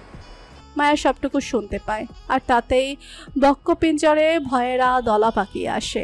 ঘাপটি মেরে বিড়াল ছানার ন্যায় পড়ে থাকে শান্তর উষ্ণ বক্ষের স্থলে। নীরব শান্তর রাগান্বিত রূপ বড্ড ভয়ঙ্কর। একবার সে কঠিন দানবীয় রূপ দেখার দুর্ভাগ্য মিলেছে মায়ার। মধ্য সর্বরীর সময় পেরিয়ে চলেছে। ঘড়ির কাঁটার দখলদারিত্ব দুটোর ঘরে। মেহেরিমা ধীরগতিতে নিজের আখি জোড়া মেলে তাকায়। দীর্ঘক্ষণ অবচেতন থাকায় মাথাটা শূন্য ঠেকছে, দেহটা অবশ মনে হচ্ছে। শক্তিগুলো কেউ যেন শুষে নিয়েছে। ইন্দ্রিয় গোচর হয় মলিনতার সংমিশ্রণে হৃদিতে চিন্তিত মুখমণ্ডল। মেহেরিমার ডান হাতটা হাতের মুঠোয় পুরে পাশেই ফ্লোরে অবস্থান করছে ছেলেটা। শরীরে সেই সাজের পোশাকই জড়ানো। মেহেরিমা তাকাতেই ক্ষীণ হাসে। ফিল বেটার জান? উঠবো। নিচে হাঁটু মুড়ে বসে যত্ন সহকারে মেহেরিমাকে উঠিয়ে বেডের হেডবোর্ডের সাথে বালিশ রেখে আধশোয়া করে বসিয়ে দেয় হৃদিত। গালে আলতো হাত শোয়ায় মেহেরিমার নিষ্প্রভ দৃষ্টিতে অটল রাখে নিজের সহায়হীন দৃষ্টি। মেহেরিমা নিজেও দৃষ্টিচ্যুত হয় না, সময় নিয়ে অধর নাড়ে। মেরে দিয়েছেন? বুক কাঁপেনি? খুশি হয়েছি। I know Annabella. আমার গল্পের হিরো ভিলেন দুটোই আপনি। এটাই কি ভালো নয়? ভীষণ ভয় হয়। আপনাকে হারিয়ে ফেলার তীব্র ভয় পাই। আপনি হীরা, এই আমি মৃত জড়বস্তু। ট্রাস্ট করিস তো আমায় বাটারফ্লাই? নিজে থেকে আমি অনেক বেশি। মা বলতো সম্পর্ক করতে বিশ্বাসের প্রয়োজন হয়। প্রতিশ্রুতি তো সবাই দিতে পারে, পাশে আছি পাশে থাকবো এতটুকুই। দিন শেষে বিশ্বাসের খেলায় হেরে দুজন গতিপথ পরিবর্তন করে ফেলে। এখন সমাপ্তিতে কিছুই অবশিষ্ট থাকে না, না ভালোবাসা আর না অন্ধবিশ্বাস। হৃদিত ততক্ষণে পুনরায় ফ্লোরে বসেছে। এ পর্যায়ে মেহেরিমা রুরুতে নিরবলম্বনে মাথা রেখে উদরে মুখ গুজে। তুই আমার হয়ে থেকে গেলে আল্লাহ ব্যতীত কারোর সাধ্য নেই তোর থেকে আমাকে দূরে সরানোর। আচ্ছা অ্যানাবেলা, আমার মা আর 5 জন মায়ের মতো হলো না কেন? আমাকে কেন বুঝলো না? জীবন সম্পর্কে একটু ভালো সুন্দর শিক্ষা কেন দিল না? You know Annabella, they say pain makes a man strong, but in my case it turned me into a heartless monster. Meherima পেটে ঠান্ডা সলিল প্রকৃতির তরল অনুভব করে। হৃদিতের মুখটা স্পষ্ট, ঘাড় সমান চুলের আড়ালে ঢাকা পড়েছে, পিঠ মৃদু কাঁপছে। তবে কি ছেলেটা কাঁদছে? মেহেরিমার বুক ভার হয়, কিন্তু আজ বাচ্চাদের মতো কাঁদে না। স্বামী নামক মানুষটার ভরসার স্থল হয়, যে আশ্রয়স্থলটা ছেলেটার বড্ড প্রয়োজন, যে আশ্রয়ের জন্য ছেলেটা কত শত কাকুতি মিনতি। মেহেরিমা নিজের কম্পিত হাতটা হৃদিতের পিঠের উপর রাখে। আপনার ছোট মা মাহিরা তো আছে, ও আপনাকে জীবন চেনাবে, জীবনের মানে বোঝাবে, জীবনের উদ্দেশ্য জানাবে। আপনার তিমিরা বগুণ্ঠিত জীবনটার রংধনু 7 রঙে রাঙিয়ে তুলবে। দিন শেষে আমি হব আপনার ভরসার জায়গা। আমরা মা মেয়ে হব আপনার ভালো থাকার স্থল, আপনার অধরে লেপ্টে থাকা মুচকি হাসির কারণ। আমাদেরকে নিয়ে এই ছোট্ট একটা জীবন কেটে যাবে না আপনার? ভালো থাকতে পারবেন না আমাদের সাথে? বিদ্যুৎ গতিতে মুখ তুলে চায় হৃদিত। সিক্ত নেত্রযুগল লাল টকটকে হয়ে আছে, বিরস মুখে মুচকি হাসে। হাসিটা যেন হৃদয়ের গভীরতম স্থান থেকে হানা দিয়েছে, অধর জোড়ায় তৃপ্তির হাসি। হবে মানে দৌড়বে অ্যাঞ্জেলা, তোরা ছাড়া এই ধরিত্রীতে আর খেয়ে আছে আমার। তুই এত বড় কবে হয়ে গেলি রে? আমার মন ভালো করতে শিখে গেছিস লিটল কিটি। এই দেখ আমার মন খারাপ 1 নিমিষেই গায়েব হয়ে গেছে। মেহেরিমা প্রাণবন্ত হাসে, তৎক্ষণাৎ ঘুমন্ত পরীর শব্দ তুলে হাত পা ছড়িয়ে ছিটিয়ে কান্না করে ওঠে। মেহেরিমা দ্রুত কোলে উঠিয়ে নেয়, ফিডিং করাতেই ছোট্ট পরী আস্তে ধীরে শান্ত হয়ে যায়। মায়ের কোলে শুয়ে পরম আবেশে ফের ঘুমের দেশে পাড়ি জমায়। হৃদিত উঠে দাঁড়ায়। মেহেরিমা মাহিরা দুজনের কপালে অধর ছুঁয়ে দেয়। মাহিরাকে কোলেই রাখ, শুয়ে দিলে কিন্তু কাঁদবে। তন্দ্রা আরেকটু দৃঢ় হোক, আমি ফ্রেশ হয়ে খাবার নিয়ে আসছি। এখনো কিছুই খাওয়া হয়নি তোর। মেহেরিমা অষ্টদয়ে হাসি বজায় রেখে সম্মতি জানায়। হৃদিত পোশাক নিয়ে ওয়াশরুমে ঢুকে পড়ে। জীবন সুন্দর, ভালোবাসার মানুষকে পেয়ে গেলেই এই ক্ষুদ্র বৃথা জীবন সার্থক। ছোট্ট জীবনে ভালো থাকতে আর কি লাগে? সময় অপরাহ্ন, সূর্যের উত্তাপ এখনো শোভমান, ব্যবসা গরম পরিবেশ, অভ্রভেদী তরুর শাখা প্রশাখা নিশ্চল, প্রকৃতির নিস্পন্দ, কোথাও দেখা নেই এক ফোঁটা প্রভঞ্জনের। সকাল থেকে চৌধুরী বাড়িতে কাজের তোড়জোড় চলছে। আজ রজনীতে গ্রামে একদিন ব্যাপী মাহফিলের আয়োজন করা হয়েছে। নামকরা বক্তাদের আমন্ত্রণ জানিয়েছেন গ্রামের মাথা চৌধুরী পরিবার। স্বয়ং মন্ত্রী আয়েশ চৌধুরীর দাওয়াত তারা ফেরাতে পারেনি। মাহফিলে উপস্থিত সকলকে খাওয়ানোর ব্যবস্থা করা হয়েছে। বিশাল এক কারবার। চৌধুরী বাড়ির সামনের রাস্তার ওপাশের আম বাগানে রান্নার সুবিশাল বন্দোবস্ত করেছে। সেখানে ধুমছে রান্না চলছে। তদারকির দায়িত্বে আছে আজাদ চৌধুরী, আবরা চৌধুরী, তাবান আর তাইফ।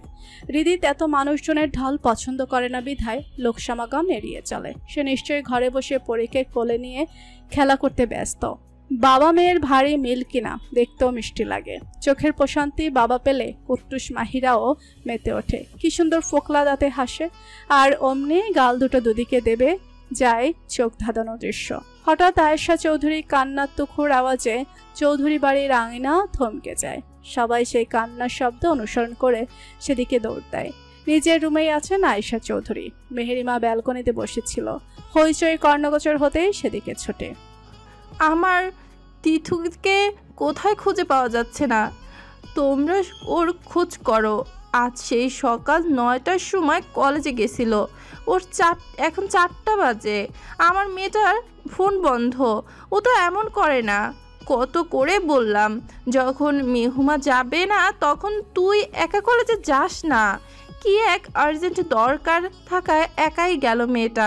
আমাকে বলল, মা তুমি টেনশন করো না, 1 ঘন্টার কাজ, যাবো আর আসবো। ওগো তাবানের বাবা, আমার মেয়েকে এনে দাও। কোথায় গেল আমার মেয়ে? আতিয়া চৌধুরী 2 হাতে আগলিয়ে নেন আয়েশা চৌধুরীকে। আশ্বাস দেন ত্রিধার কিছু হবে না, সবাই মিলে ঠিক খুঁজে নিয়ে আসবে। হাতে পারে কোনো কাজে কোথাও আটকে গেছে। আজাদ চৌধুরী দ্রুত পায়ে বেরিয়ে যান বাড়ি থেকে। ওনার পিছু পিছু বাড়ির বাকি পুরুষেরাও বেরিয়ে পড়েন। হৃদিত মাহিরাকে নিয়ে দরজার নিকট এসে দাঁড়িয়েছে। তীক্ষ্ণ সরু দৃষ্টি আয়রা চৌধুরীর মুখে স্থির। এসবে আয়রা চৌধুরী আব্রাহাম তালুকদারের কোনো ভাবান্তর নেই। মেহেরিমাকে ইশারায় কাছে ডেকে পরীকে ওর কোলে দিয়ে চৌধুরী বাড়ি ত্যাগ করে হৃদিত। সময় সন্ধ্যাবেলা। হাসিমুখর পরিবেশটা হঠাৎ করেই থমথমে হয়ে উঠেছে। চৌধুরী বাড়িতে শোকের ছায়া বিরাজমান। আয়েশা চৌধুরী দুপুর থেকে কেঁদে কুটে অস্থির। তাকে সামলিয়ে রাখা দায়। খোঁজ মেলেনি ত্রিধার। কলেজ কর্তৃপক্ষ থেকে জানা গেছে আজ নাকি কলেজেই যায়নি ত্রিধা। হঠাৎ করে মেয়েটা কোথায় চলে গেল? বোন সমতুল্য বান্ধবীর নিখোঁজ সংবাদে অতদিক ভেঙে পড়েছে মেহরিমা। চোখ মুখের অবস্থা করুন। ইতিমধ্যে থানায় জিডি করার কাজ সম্পন্ন হয়েছে। গ্রাম সহ শহর জুড়ে চলছে তুলকালাম কাণ্ড। না, তবুও খোঁজ মেলা ভার। হাল ছাড়েনি পুলিশ কর্মকর্তারা। এসপি ইভান মির্জা নিজের কাঁধে তুলে নিয়েছে সম্পূর্ণ দায়িত্ব। অভয় নিয়েছেন নিজের সবটুকু দিয়ে হলেও নিষ্পাপ মেয়েটাকে খুঁজে বের করবে এবং সহি সালামতে বাসায় পৌঁছে দেবে। তবুও মা নামক নারীর মন বুঝি শান্ত হয় না। বাড়ির সদস্যরাও বসে নেই। নিজেদের সর্বোচ্চ ক্ষমতা প্রয়োগ করে সবাই সবার সাধ্যমতো অবিরাম চেষ্টা চালাচ্ছে। আশানুরূপ কোনো সংবাদই মিলছে না। নিজের মেয়ের মতোই ভালোবাসার নজরে দেখা ত্রিধার এই সংবাদ শুনে বাড়িতে হাত পা গুটিয়ে বসে থাকতে পারেনি অবনীশেখ। ছুটে এসেছেন চৌধুরী বাড়িতে। পরবর্তী জীবনে প্রথমবারের মতো পা রেখেছেন এই বাড়িতে। প্রতিটা পদযুগল ছিল অনমনীয়। তারা যেন পাপাত্মাদের বিনাশের পূর্বাভাস। মেহেরিমাকে উনিই সামলাচ্ছেন। মায়ের বুকে মাথা রেখে ক্রমাগত কেঁদে চলেছে মেয়েটা। পরেই তাইফের কোলে বিধায় তাইফ দোতলা থেকে নিচে নামতে পারেনি। এত এত মানুষের মাঝে পরীকে রাখতে দেয়নি হৃদিত। নিরুপায় তাইফ উপরেই রয়ে গেছে। তৎমুহূর্তে অবনীশেখের ফোনটা নিজস্ব শব্দ তুলে বেজে ওঠে। এই সময় কল রিসিভ করার এক বিন্দু পরিমাণ ইচ্ছা না জাগলেও ফোনের স্ক্রিনে একমাত্র ভাইয়ের নাম্বার দেখতে রিসিভ করেন। ওপাশ থেকে ভেসে আসে ডুকরে কান্না করার শব্দ। সাইমা শেখ ওভাবে কান্না করছে, কিন্তু কেন? শোনা যায় শাহিন শেখের ক্রন্দনত কণ্ঠস্বর। সবটা শুনতে অবনীশেখের মুখটা পাণ্ডুর বর্ণ ধারণ করে। কেমন নিস্তেজ হয়ে যায় মানুষটা। তার লক্ষ্য করতে মেরিমা ভাঙা গলায় প্রশ্ন করে, উমা কি হয়েছে? কে কল দিয়েছিল? তৌসিফ যে বাসায় টিউশন পড়ায় সেখানকার পাশের গলির পরিত্যক্ত নর্দমা থেকে ক্ষত বিক্ষত শরীর সহ অর্ধমৃত অবস্থায় পাওয়া গেছে আমার ছেলেটাকে। অবনীশেখের যন্ত্রের ন্যায় নিরস্বর কথাগুলো চৌধুরী বাড়ির নিস্তব্ধ পরিবেশে বজ্রপাত হানে। বাড়ির গম্ভীরতা শতগুণ বৃদ্ধি পায়। বাড়ির প্রতিটা ইট পাথর সহ উপস্থিত সকলের অন্তরাত্মা কেঁপে ওঠে। মৃদুমন্দ গতিতে ক্লেশপূর্ণ বাতাস বয়ে যায় চৌধুরী বাড়ির উপর দিয়ে। সর্বখানে ছড়িয়ে পড়ে বিষাদের ছায়া। এক ঝটকায় সবটা আবারও কেমন এলোমেলো করে দেয়। সবার মুখাবয়বে উৎকণ্ঠা ছড়িয়ে পড়ে। হচ্ছেটা কি? নতুন করে আবার কিসের ঝড় উঠতে চলেছে? কিসের এত পরীক্ষা নিচ্ছে আল্লাহ তাআলা? কোন পাপের শাস্তি দিচ্ছে? পাশের সোফায় বসা হৃদিতের কপালে গাঢ়ভাজের সৃষ্টি হয়। কুচকানো ভুরুজোড়া অধিকতর কুচকে যায়। মিনিট দুয়েক নিশ্চুপ হয়ে বসে ওখান থেকে উঠে সদর দরজার দিকে হাঁটা ধরে। পেছন থেকে কর্ণধার হয় মেহেরিমার বেদনা মিশ্রিত রোদন। মেয়েটা কিভাবে চিৎকার দিয়ে আশ্রিয়ে কান্না করছে। নিরাপরাধ পড়ুয়া ছেলেটা কি এমন করেছে? কি ভুল তার? কেন তার পরিস্থিতির শিকার হতে হলো?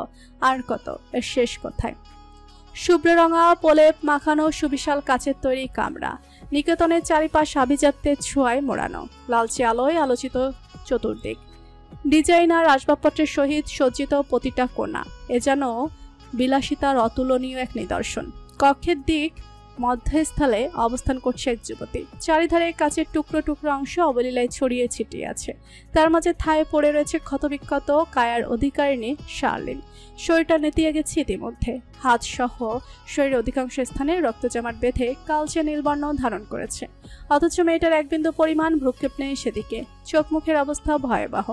নির্লিপ্ত দৃষ্টি ফেলে ঠিক দরজার নিকট নিস্তেজ শরীর টেনে দাঁড়িয়ে আছেন মধ্যবয়স্ক ভদ্রলোক অ্যাডিলসন হান্টস।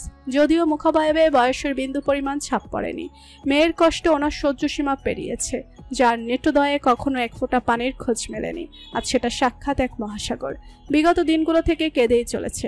মা মরা মেয়ের এই অতুল যন্ত্রণায় পৃথিবী ধ্বংস করে দেওয়ার মতো ক্রোধ চেপেছে মাথায়। কিন্তু তারপর মেয়ের কষ্ট কি আদৌ একটুও কমবে? যার জন্য তার এই যাতনা, সে কি মুখ তুলে চাইবে? তৎক্ষণাৎ আশেপাশে চার দেওয়াল থেকে ভেসে আসে, না, এ তো পৃথিবীর সপ্ত আশ্চর্যের একটি। অ্যাডিলসনের বুক ঝাঁপিয়ে বেরিয়ে আসে দীর্ঘশ্বাস। সাবধানতা অবলম্বন করে স্লথ পায়ে এগিয়ে যায় শার্লিনের দিকে। হাঁটু মুড়ে মেয়ের পাশে বসে। মাথায় স্নেহের পরশে আলতোভাবে হাত বুলিয়ে দেয়। প্রিন্সেস। বাবার গলার স্বর ওগাচ্ছল মস্তিষ্কে হানা দিতেই ফ্লোর থেকে মুখ তুলে চায় শার্লিন। ফ্যাকাশে মুখটা শুকিয়ে একটুখানি হয়ে গেছে। আখি জোড়া ফুলে ছোটখাটো বালিশের আকার ধরেছে। নয়নের শ্বেত অংশটুকু রক্তরাঙা লাল বর্ণের রূপ নিয়েছে। সবটা অক্ষিগোচর হতেই বাবা নামক মানুষটা নেত্রজোড়ায় জলেরা ভিড় জমায়। তার কলিজাতুল্য মেয়েটার একই দশা। বাবার চোখে পানি দেখতে শার্লিন ক্ষীণ হাসে। এত বড় পৃথ্বী নামক জগৎ সংসারে বাবা ছাড়া ওর জন্য কষ্ট পাওয়ার কেউ নেই। ওর যন্ত্রণায় কেউ কখনো ব্যথিত হয়নি। কষ্টকর হলেও এটাই নিষ্ঠুর বাস্তবতা। কাঁদছো কেন পাপা? দেখো, শুধুমাত্র তোমার জন্য তোমার শালিনী এখনো বেঁচে আছে। ভঙ্গুর কম্পনরত নিষ্প্রভ কণ্ঠস্বর শার্লিনের। অ্যাডিলসন হান্স নিজেকে সামলাতে নিরর্থক হয়। হুহুক করে কেঁদে দেয় মানুষটা, সেভাবেই বলতে থাকেন। আমায় ক্ষমা করো প্রিন্সেস, আমি তোমার আদর্শ পাপা হতে পারিনি। তোমার জন্য সবটুকু সুখ বরাদ্দ করতে ব্যর্থ হয়েছি। আমি বাবা হিসেবে অকৃতকার্য। পীড়িত দেহখানা খুব কষ্টে তুলে উঠে বসে শার্লিন। বাবার হস্তচোড়া নিজের রক্তাক্ত ফুলো হাতের মুঠোয় পুড়ে নেয়। এভাবে বলে না পাপা, তুমি পৃথিবীর বেস্ট পাপা। 22 বছরের জীবনে কখনো আমাকে কষ্টের মুখোমুখি হতে দাওনি। তোমার এত এত ভালোবাসার মাঝে মায়ের শূন্যতা অনুভব করার ফুরসতটুকু অবধি মেলেনি। আমি ভালো আছি পাপা। অ্যাডিলসন হান্স নিজের কান্না দমিয়ে রাখেন। নিজের অতি পরিচিত রূপে ফিরতে চেষ্টা করেন। কতটুকু সফল হতে পারেন জানা নেই, তবে কোথাও একটু ফাঁক ফোকর রাখেন না। মেয়েকে নিজের সবটুকু দিয়ে মোটিভেট করতে প্রয়াস চালান। Princess, you can only win when your mind is stronger than your emotion. Forget him and move on. I can't, Papa. He is my first love. Papa, why did he do this to me? Why he leave me? শার্লিনের কথার পৃষ্ঠে কিছুক্ষণ একদৃষ্টে ওর নিরক্ত মুখমণ্ডলে চেয়ে থাকেন অ্যাডিলসন। নীরবতাকে প্রাধান্য দেন। কাটে কিয়ৎকাল। কিছু একটা গভীরভাবে ভাবতেই শুধায়। ওয়ানা গো বাংলাদেশ। অ্যাডিলসনের কথায় তড়িৎ গতিতে দৃষ্টি স্থাপন করে শার্লিন। বাবার দৃষ্টিতে দৃঢ়তা স্পষ্ট, যার অর্থ বাবা সিরিয়াস। শার্লিনের বদনে নক্ষত্রের আলো বর্ষিত হয়। ক্ষণকালের মাঝে মুখটা জলজল করে ওঠে। অধরে এক চিলতে হাসির দেখা মেলে ভাঙা স্বরে বলে, Yeah, Papa. I'm wanna go. Okay, my princess, prepare yourself. Always remember that if your dreams don't scare you, they are too small. Twin dreams must always be bigger. বাবার বলা প্রতিটা কথা শার্লিনের শ্রবণেন্দ্রিয় ঝংকার তোলে। মন গহীনে আত্মবিশ্বাসের কলি জন্মায়। মুখ ফুটে কিছু বলতে নিলেই অনুভব করে সেই শক্তিটুকু হারিয়েছে। বাবার বুকে ঢলে পড়ে। অ্যাডিলসন হুঙ্কার ছেড়ে গার্ডদের ইনফর্ম করেন। মিনিটের ব্যবধানে দুয়ারের ওপাশে অর্ধশতাধিক গার্ডের অস্তিত্ব মেলে। মেয়েকে নিয়ে ছোটেন হসপিটালের উদ্দেশ্যে। রজনীর মধ্যপ্রহর। ঘড়ির কাঁটা ঘুরে নিজের ঘড়ি গেড়েছে একটার ঘরে। টিকটিক শব্দ তুলে সকলকে জানিয়ে চলেছে সময় 1:20 মিনিট। অবনীশেখ ঢাকা মেডিকেল কলেজ হাসপাতালের করিডোরে প্রতীক্ষার সময় গুনছেন। শরীর শ্রান্ত, ঘরমুক্ত, নিস্তব্ধ। দুপাশে ভাই আর ছোট বোন সমতুল্য সাইমা শেখ আশ্রয় নিয়েছেন। সাইমা শেখের মাথাটা আলগোছে অবনীশেখের কাঁধে রাখা। অবনীশেখ নিজের সাথে আগলিয়ে রেখেছেন। ফুফিয়ে কেঁদে চলেছে সাইমা শেখ। মা নামক নারীর মন যে এত সহজে শান্ত হওয়ার নয়। শাহিন শেখ মূর্তির ন্যায় বসে আছেন, কোনো নড়চড় নেই। শরীরখানা নিষ্প্রাণ ঠেকছে। সেই সন্ধ্যায় ভাই ভাবি নিয়ে বিভৎস অবস্থায় ছুটেছিলেন ঢাকার উদ্দেশ্যে। চৌধুরীদের পার্সোনাল গাড়ি, ড্রাইভার সঙ্গে নিয়ে। তখন অত কিছু বাজবিচারের সময় নেই, সুযোগ কোনোটাই ছিল না। দূরবর্তী ঢাকায় পড়েছিল ভগ্ন হৃদয়টা। আজকাল জীবন নিয়ে আর কোনো অভিযোগ নেই অবনীশেখের। যা হওয়ার তা তো হবেই। সর্বোচ্চ এই হাউকাউটুকুই করতে পারবেন, এর ঊর্ধ্বে তো কিছু করার ক্ষমতা নেই। এক জীবনে না হয় নিজের সর্বাধিক ধৈর্য শক্তির পরিচয় দিল, তাতে লাভ বই ক্ষতি তো নেই। আল্লাহর উপর ভরসা রেখে প্রতিটা ক্ষণ দিব্যি পার করে চলেছেন। তৌসিফের অবস্থা আলহামদুলিল্লাহ মোটামুটি ভালো, আশঙ্কামুক্ত। যতটা করুণ গিয়েছিল তেমন কিছু না। আমরা মানুষেরা তিলকে সর্বক্ষণ সর্বক্ষেত্রে তাল বানাতে পছন্দ করি কি না? এই আহাম্মক মিথ্যে বানোয়াট কথাগুলো যে অপরপক্ষে কেমন প্রভাব ফেলতে পারে সেই বিষয়ে আমরা বড্ড উদাসীন। তৌসিফের মাথায় ভারী কিছু দিয়ে আঘাত করা দরুন বেশ খানিকটা ফেটে অনেক রক্ত ঝরেছে। গোটা 8টা সেলাই গেছে সেথায়। হাত দুটো সহ 4টা দাঁত ভেঙে দিয়েছে। এই তো এতটুকুই। শরীরটা কর্দমাক্ত ছিল, তা পরিষ্কার পরিচ্ছন্ন করা হয়েছে। দেহে নতুন কাপড় দৃশ্যমান। ট্রিটমেন্টের পর্ব শেষ হয়েছে ঘন্টা 2 আগে। এখন মানবদেহের শিরা উপশিরায় রক্তের স্রোত বয়ে চলেছে। প্রগাঢ় নিদ্রায় মশগুল ছেলেটা। মহান রাব্বুল আলামিন বড় কিছুর হাত থেকে বাঁচিয়েছেন।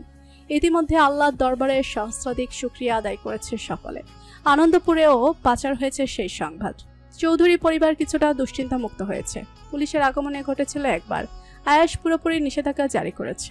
তৌসিফ সম্পূর্ণ সুস্থ না হওয়া পর্যন্ত এ বিষয়ে কোনো প্রশ্ন নিয়ে যেন তার সামনে কেউ উপস্থিত না হয়। ব্যাস, অগত্যা খালি মুখে ফিরে যেতে হয়েছে তাদেরকে। ও আপা, আমার নির্ভেজাল নিরীহ ছেলেটার সাথে এমন কে করলো? খারাপ তো সবসময় ভালোদের সাথেই হয়।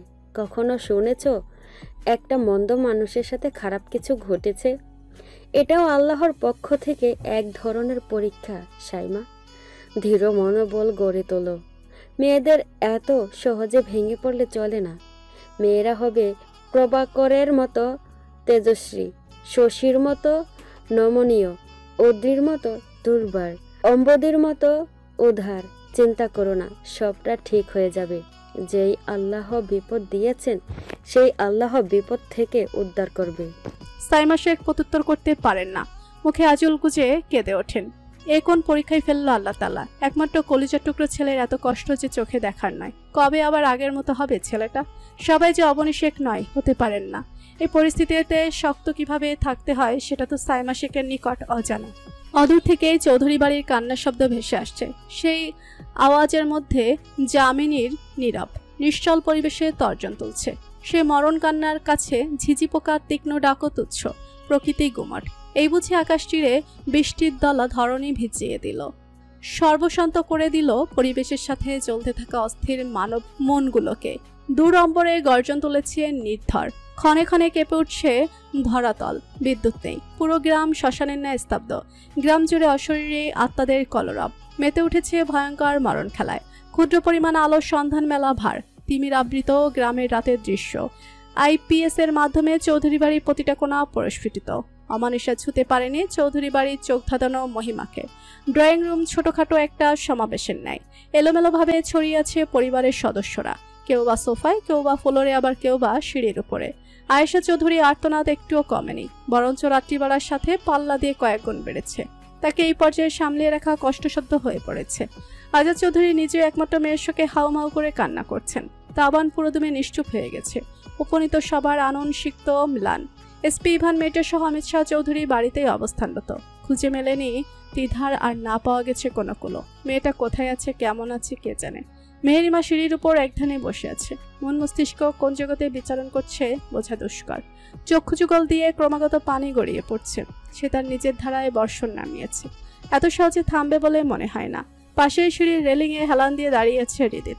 হাজোড়া আড়াআড়িভাবে বক্ষস্থলে ঠাঁই মেলেছে। দৃষ্টি নিবদ্ধ মেহরিমাতে। মেয়েটা এত কাঁদে কিভাবে? ওর কান্না যে একজনের বুকের ভিতর তুফান তোলে, সেদিকে কোনো খেয়াল আছে অবুঝ মেয়েটার? অন্য সময় হলে নির্ঘাত বকাচাকা দিয়ে কান্না থামিয়ে ফেলতো, কিন্তু এই পরিস্থিতিতে অপরাগ। নৈশব্দ পরিমণ্ডলের সবার মাঝে উত্তেজনা, চিন্তা বিরাজমান। নির্বিকাল কেবলমাত্র হৃদিত। আয়াস বিষয়টা বেশ কিছুক্ষণ ধরে লক্ষ্য করছে। বুড়োজোড়ার মাঝে গুটি কয়েক ভাঁজ ফেলে একচিত্তে হৃদিতের দিকে তাকিয়ে আছে। অকস্মাৎ প্রকাণ্ড আওয়াজ তুলে চৌধুরী বাড়ির সদর দরজার কলিং বেল বেজে ওঠে। সবার অপেক্ষার প্রহর বোধহয় শেষ হতে চলল, নাকি পুনরায় নতুন কোনো দুঃস্বপ্ন হানা দিল। এত রাতে কলিং বেলের শব্দ কর্ণঘরে প্রবেশ করতে সকলে থমকায়, চমকায়, পরক্ষণেই আশার আলো খুঁজে পায়। সহসা আয়েশা চৌধুরী আতিয়া চৌধুরীকে নিজের থেকে ছাড়িয়ে দৌড়ে সদর দরজার দিকে ছুটে যান। অসম্বন্ধ পদযুগল, ত্বরান্বিত, কম্পিত, হাতে দরজা খোলেন। ততক্ষণে সবাই দ্বারের সামনে পৌঁছেছে। কপাট খুলতেই ধরণীর অঘোষিত বজ্রনাথের শব্দে থমকে যায় সকলের মাংসল পিণ্ড। হতভাগের শীর্ষে পৌঁছান, বাগরুদ্ধ হয়ে পড়েন। শত চেষ্টায় মুখ দিয়ে উচ্চারণ হয় না একটা ধ্বনি। এক টুকরো বরফখণ্ডে পরিণত হন। হৃৎপিণ্ডের গতি ক্রমশ কমতে থাকে। চক্ষুগোচর হয় একজোড়া নবদম্পতি, বিয়ের সাজে সজ্জিত দুজনেই। নগ্ন পায়ে দাঁড়িয়ে আছে হাস্যোজ্জ্বল নববধূ ত্রিধা। বদনে উপচে পড়া খুশির ঝিলিক ছড়ালেও কোথাও একটা শূন্যতা রয়ে গেছে। এই আমোদ আনন্দ সেটাকে ঢাকতে পারেনি, পূর্ণ করতে পারেনি সে অপূর্ণতা। কি যেন নেই, নাই ভাব। মেয়েটার শ্রীয়মান চাহনি। পাশেই বরবেশে দাঁড়িয়ে আছে অতি পরিচিত এক যুবক। পোশাক, অ্যাটিটিউড, দাঁড়ানোতে রাজকীয় ভাব প্রকাশ পাচ্ছে, কিন্তু তার তো এখানে থাকার কথা না। এ কিভাবে সম্ভব? এরকমটা কি কখনো ঘটতে পারে? আল্লাহ প্রদত্ত নিয়মে কিভাবে পরিবর্তন আসতে পারে? না না, এটা অসম্ভব। তবে কি অন্য কিছু? আয়রা চৌধুরী আব্রাহাম তালুকদারের ওষ্ঠধ্যায়ে কুটিল হাসি বিদ্যমান। যুবক ভিড় গলিয়ে দৃষ্টি স্থির রাখে হৃদিতের গম্ভীর শানিত মুখায়বে। দৃষ্টিতে দৃষ্টি স্থান পেতেই চোখে হাসে হৃদিত। অধর পল্লব একে অপরের সাথে এটে সেটে আছে। পরিবর্তন ঘটেনি এক বিন্দু। ও আল্লাহ, আমার এই কি সর্বনাশ হয়ে গেল। উঠে ওখানে জ্ঞান হারান আয়েশা চৌধুরী। বাড়ির মানব সমুদায় ওনাকে নিয়ে ব্যস্ত হয়ে পড়েন। মুহূর্তে ছোট্ট একটা হট্টগোলের সৃষ্টি হয়। সকাল থেকে এত ধকলের মাঝে মেয়ের দেওয়া আঘাতটা বোধহয় মেনে নিতে পারেননি। পেছন থেকে আরিফ চৌধুরী স্পষ্ট দ্ব্যর্থহীন গলায় আওড়ান, কৌশিক তালুকদার? এই ছেলে তোকে জোর জবরদস্তি করে বিয়ে করেছে তিথু? সব সত্যিটা আমাদের বল। তুই একটা বার বল, এই ছেলের সাথে তোর বিয়ে হয়নি। এত বড় সর্বনাশ নিজের সাথে করিস না সোনা। আমি জন্মদাত্রী মা হয়ে সহ্য করতে পারবো না। তুই নিজের চোখে আমাকে জ্বলে পুড়ে ছারকার হয়ে মরতে দেখতে চাস? আয়েশা চৌধুরীর নিষ্পেষিত কণ্ঠস্বর, প্রতিটা শব্দে নিজের সবটুকু অসত্য ফুটে উঠেছে। মায়ের ক্ষতবিক্ষত হৃদয়ের আকাশ ছোঁয়া যাতনা বোধহয় ত্রিধার পাথর সমতুল্য চিত্তে স্পর্শ করতে পারল না। শক্ত কণ্ঠে আওয়াজ তোলে, আমরা একে অপরকে ভালোবেসে বিয়ে করেছি মা। উনি আমাকে কোনো প্রকার জোর করেনি। কৌশিককে আমি ভালোবাসি। সামান্য বিষয় নিয়ে এত সিক্রেট কেন করছো মা? মুহূর্তেই থাপ্পড়ের প্রবল আওয়াজে চমকে ওঠে উপস্থিত সকলে। থমকে যায় চৌধুরী বাড়ির কোলাহলপূর্ণ প্রাঙ্গণ, যেথায় কিছুক্ষণ আগেও নির্দ্বিধায় কলরবে মেতেছিল নাম না জানা পাখিদের দল। এই প্রথম নিজের চোখের মনি নারী ছেড়া ধন ত্রিধার গায়ে হাত তোলেন আয়েশা চৌধুরী। রাগে কষ্টে এলোপাথারিভাবে মারতে থাকেন। মেহেরিমা আতিয়া চৌধুরী দ্রুত এগিয়ে যেয়ে আয়েশা চৌধুরীকে থামাতে চেষ্টা করেন, তবে ওনার অশরীরী শক্তির সাথে খুব একটা পেরে ওঠে না। ত্রিধা নিরুত্তর ঠায় দাঁড়িয়ে আছে, চোখ ফেটে গড়িয়ে পড়ে কয়েক ফোঁটা উষ্ণ পানি, তবুও শীর্ণকায়া নিঃসার স্থির। তুই জানিস না তালুকদার আর চৌধুরীর জন্মশত্রু? বল, জানিস না? এই কাজ কিভাবে করলি তিথু? ঢাকা থেকে ফিরে বললি তুই নাকি তৌসিফকে ভালোবেসে ফেলেছিস, আর এখন নতুন একজনকে বিয়ে করে এনে বলছিস তাকে ভালোবেসে বিয়ে করেছিস। ভালোবাসা তোদের কাছে ছেলে খেলা? একসাথে 1000 জনকে ভালোবাসা যায়? তোর বাপ আমার জীবনটা নষ্ট করেছে, আর তুই নিরীহ একটা ছেলেটা এত বড় শোক কীভাবে কাটিয়ে উঠবে? তোরা চৌধুরীরা অমানুষ, তোদের রক্ত খারাপ, তোরা পশুর ন্যায় জীব। তোদের ধ্বংস স্বয়ং আল্লাহ করবে। আর কখনো আমাকে মা বলে ডাকবি না। মরে গেছে তোর মা। আমার তাওয়ান ছাড়া আর কোনো সন্তান নেই। কাঁদতে কাঁদতে বলেন আয়েশা চৌধুরী। কি হৃদয় ভেদী সেই কান্নার সুর, যেন ওনার চোখের সামনে দ্বিধাকে বলি দেওয়া হচ্ছে। কথা শেষ করে কাউকে একটা টু শব্দ করার সুযোগটুকু না দিয়েই নিজের অসার শরীরখানা টেনে এলোমেলো পায়ে ঘরের দিকে হাঁটা ধরেন আয়েশা চৌধুরী। সম্পূর্ণ দিনের তুলনায় এই কয়েক ঘন্টায় যেন মানুষটা পুরোপুরি বিধ্বস্ত হয়ে গেছে। মায়ের প্রস্থানের দিকে এক দৃষ্টে তাকিয়ে থেকে ত্রিধা। অধরে দেখা মেলে ম্লান হাসি। চৌধুরী বাড়ির সোফায় মুখোমুখি বসা তালুকদার পরিবার এবং চৌধুরী পরিবারের পুরুষেরা, সবার মুখমণ্ডল গম্ভীর। সোফার চারিপাশ ঘিরে অবস্থান করছে চৌধুরী বাড়ির অন্যান্য সদস্যরা। মলিন দৃষ্টি সকলের। হৃদিত সেসবে নির্বিকার, এইসবে বিশেষ ধ্যান জ্ঞান নেই। কৌশিক ফোন হাতে বসে আছে, ওর দুই পাশে মামুন তালুকদার আর আরিশা, পিছনে ত্রিধা। ঘণ্টাখানেক আগে আয়েশা চৌধুরীর চেতনা ফিরতেই চৌধুরী বাড়ি ত্যাগ করেছে এসপি ইভান মির্জা এবং ওনার সহযোগী এসআই অমিত সাহা। আমার বাড়ির মেয়ের দিকে কেন হাত বাড়ালে কৌশিক? ওকে বিয়ে কেন করলে? আরিফ চৌধুরীর মুখনিসৃত কথাটা কর্ণধার হতেই ফোন থেকে দৃষ্টি সরিয়ে ওনার দিকে তাকায় কৌশিক। মুরুদায়ের মাঝে দুটো ভাঁজ ফেলে অধৈর্যরা কিঞ্চিত পাকায়। মানুষ বিয়ে কেন করে আঙ্কেল? এখানে অবস্থানরত সবাই তো অ্যাডাল্ট, ভেঙে বলার প্রয়োজন তো দেখছি না। এমন লাগাম ছাড়া কথা শুনতেই আরিফ চৌধুরী থতমতো খেয়ে বসেন।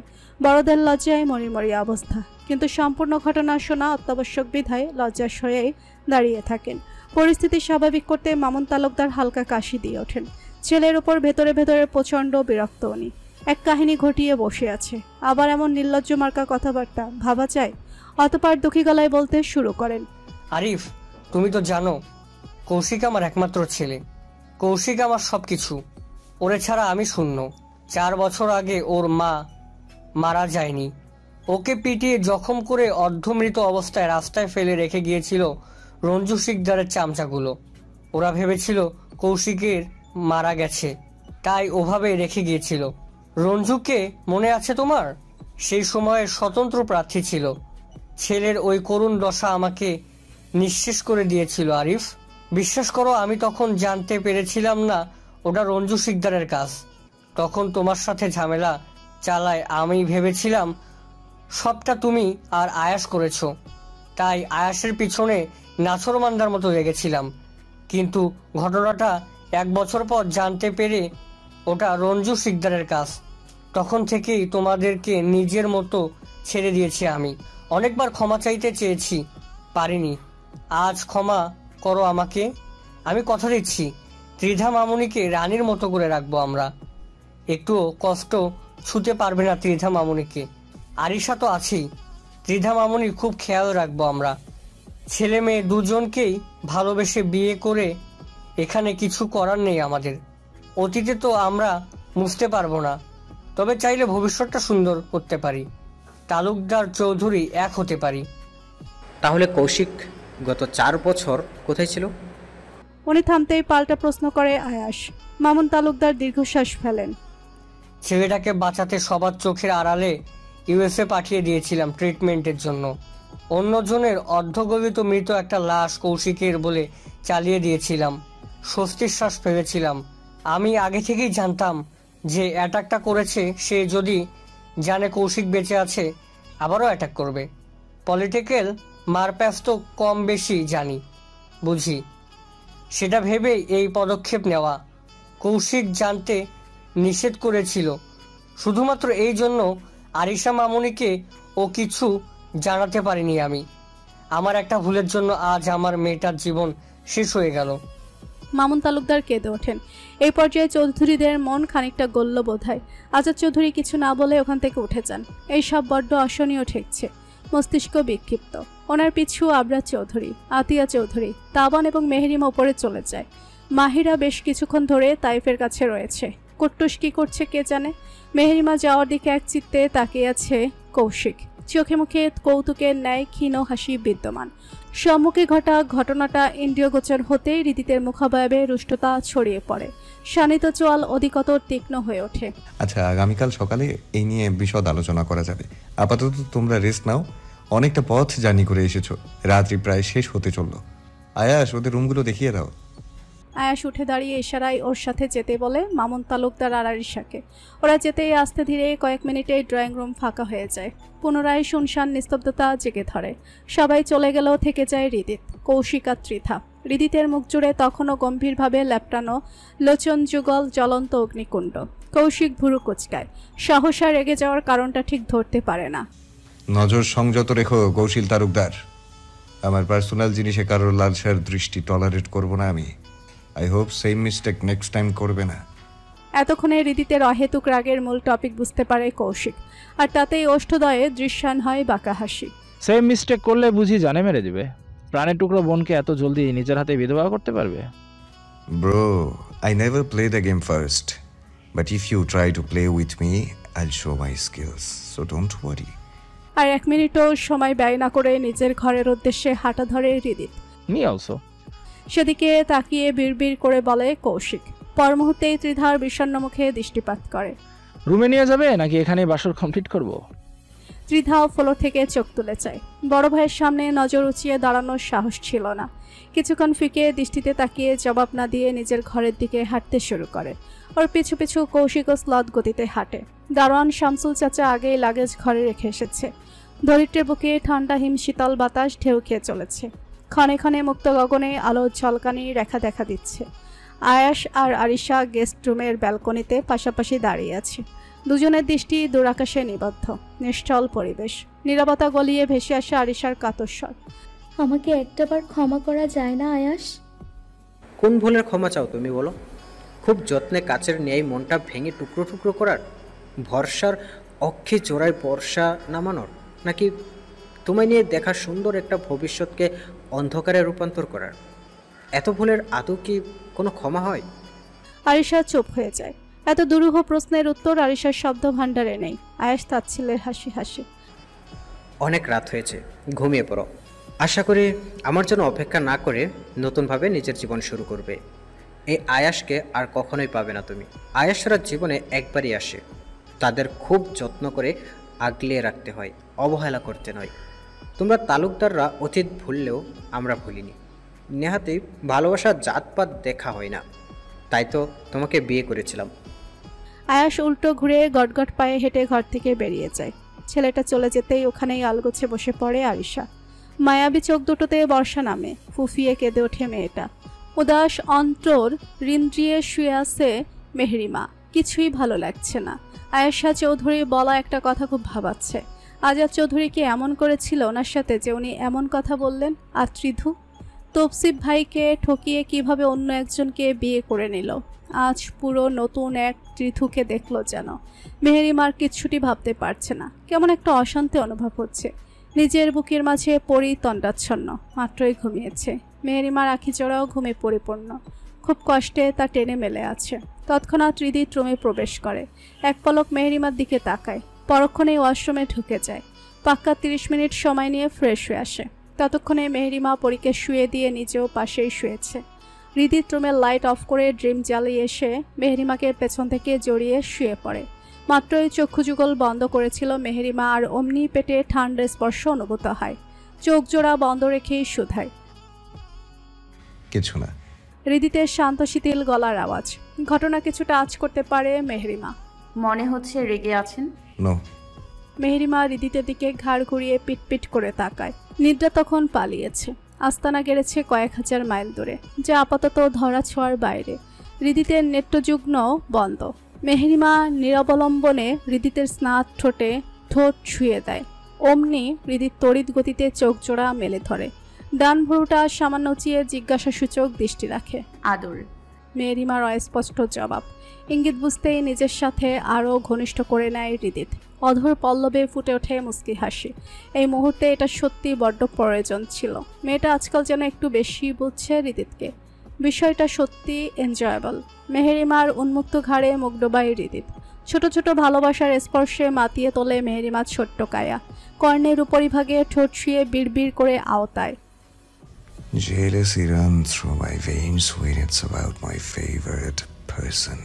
Annabella, you know, my love for you knows no bounds. And when it comes to jealousy, I want to destroy the world. I love you more than myself and even more than everything in the world.